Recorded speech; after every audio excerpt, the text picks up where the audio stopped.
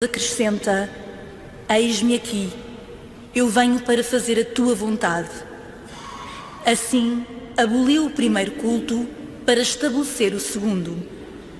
É em virtude dessa vontade que nós fomos santificados pela oblação do corpo de Jesus Cristo, feita de uma vez para sempre. Palavra do Senhor.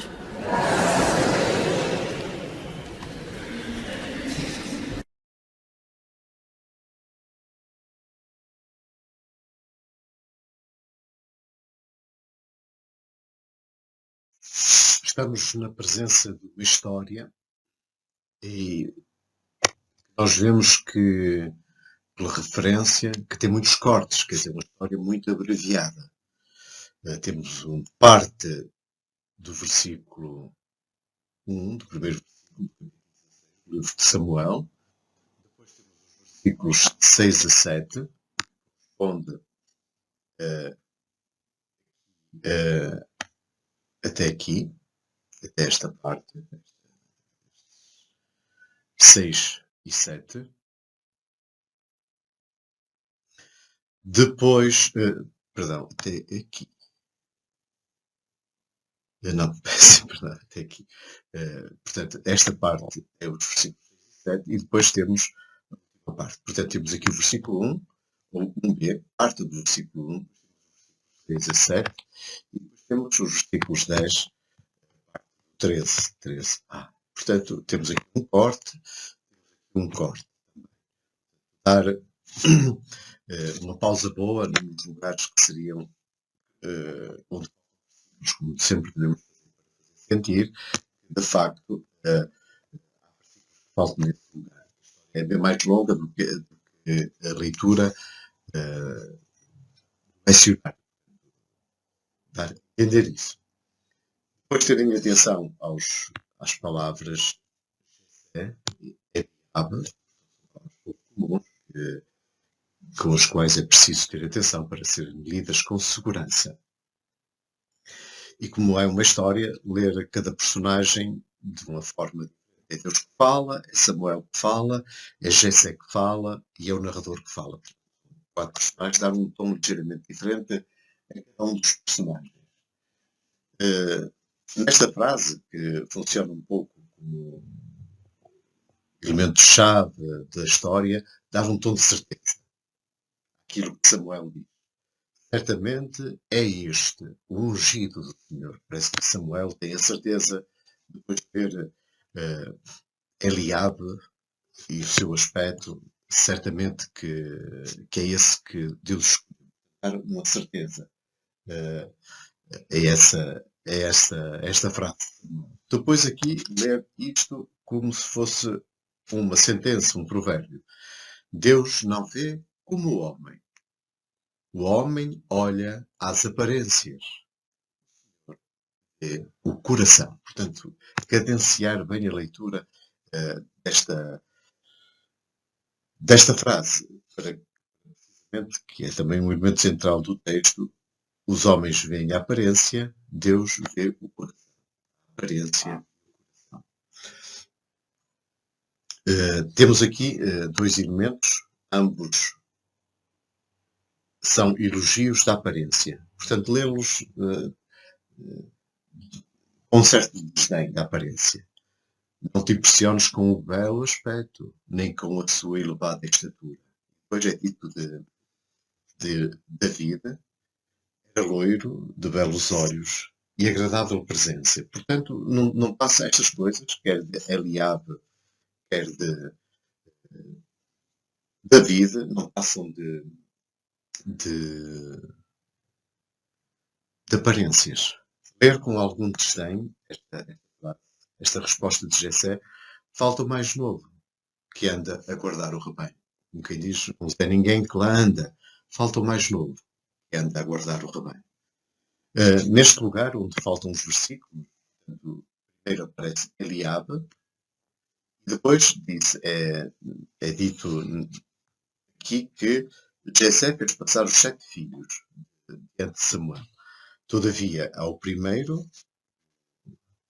Abinadab e Shammah, que são enumerados e depois é que há o resumo dos 7 filhos. Portanto, há como se fosse um, depois vai outro, depois vai outro. Primeiro aparece Eliabe, o mais velho, depois vai outro, vai outro, vai outro, até que chegamos ao último, parece que não vale nada, falta o mais novo, que anda a guardar o rebanho. Vê-lo assim, de uma forma desdenhosa. E nesta parte final, no fim da história, destacava bem do resto do texto. Isto dá início, no livro de Samuel, a um novo começo, um novo Saúl é rejeitado e aqui é como que o início da história de Davi. Daquele dia em diante, o Espírito do Senhor apoderou-se de começa uma nova história. Portanto, temos aqui uma história com 4 personagens, cada um deve ser de maneira diferenciada. Uma história que é o resumo, na prática, de uma história mais contada de uma forma mais longa, com algumas frases que têm um peso especial. Certamente este é um livro do Senhor, a aparência de um e do outro, e o momento central, Deus olha para o coração, enquanto que os homens olham para a aparência. Esta leitura deve ser toda ela lida de uma forma executiva, por isso deve-se dar alguma ênfase aos verbos no imperativo. Viva, procurai, não tomeis parte, tratai, etc. Uma exortação. E depois temos aqui na última parte também estes 2 verbos. Portanto, dar ênfase à maneira de ler esses verbos, tendo em conta que todo o tom da leitura é um tom articular bem estas conjunções. Outrora vós erais trevas, mas agora sois luz no Senhor. De forma aqui, não tomeis parte nas obras das trevas que são inúteis.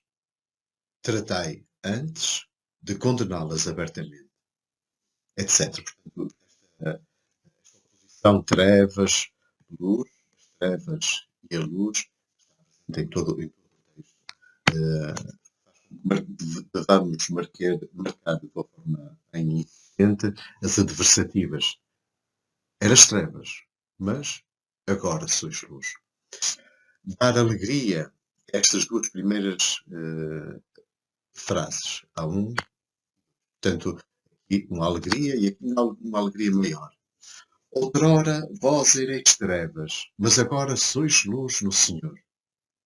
Vivei como filhos da luz. Portanto, um crescendo aqui entre 1 e a 2, fazer um crescendo na alegria, como se afirma, como se diz e como se exorta, como Paulo exorta.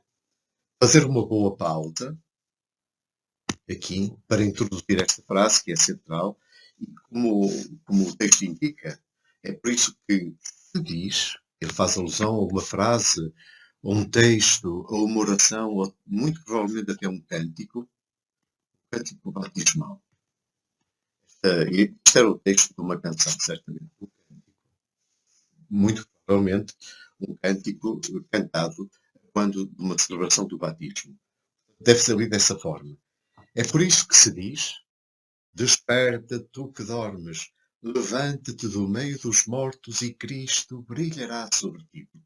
E nós podemos imaginar esta afirmação, esta oração, este cântico a ser cantado no momento em que um catecúmeno, o ex-catecúmeno, um neófito, surge das águas do batismo. Desperta, tu que dormes. Ele está como que na submersão das águas batismais e levanta-se do meio dos mortos, passa da morte à vida, e Cristo brilhará sobre ti. Temos certamente numa frase litúrgica, ou cantada, ou sobre a forma de oração. Portanto, destacar bem e lê-la dessa forma.